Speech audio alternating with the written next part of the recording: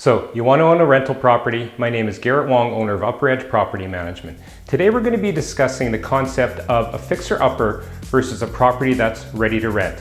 Let's dive right in.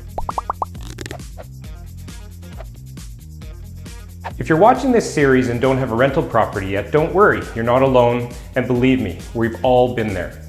One of the most stressful things a new investor worries about are renovations and repairs. Questions such as, what if I'm not handy? I don't know any contractors. Where do I start? Wouldn't it be easier just to buy a property that's already fixed up? And this last question is the one I want to address today.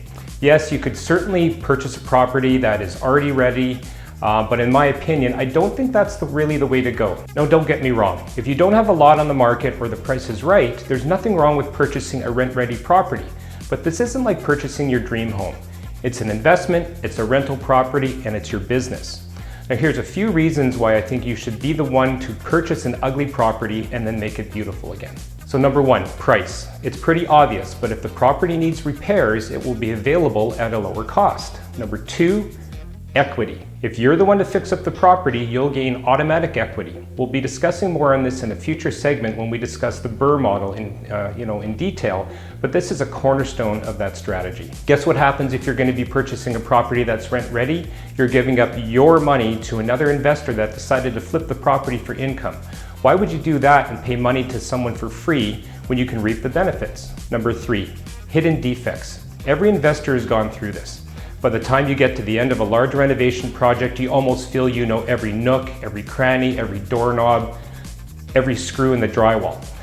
And because you're performing these renovations properly, there's no doubt in your mind that your property is 100% strong, safe, and secure, which will minimize future repair costs from your tenants. But what if you buy a rent-ready property? Do you trust the other investor did everything correctly and didn't cover up defects with a quick band-aid and a coat of paint, but then cracks show up within another couple of months when it's too late? And the last thing, avoid bidding wars. If you purchase a rent-ready property, you're in the smaller single-family home space, and guess what?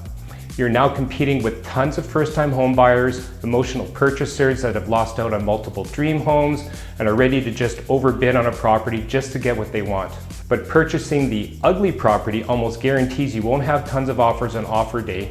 There might not even be an offer date. And now you can come in, give a lower offer than you normally would have. Anyways, I'm out of time. Next week, we're going to be discussing the best way to determine a rental market rate. Thanks for watching.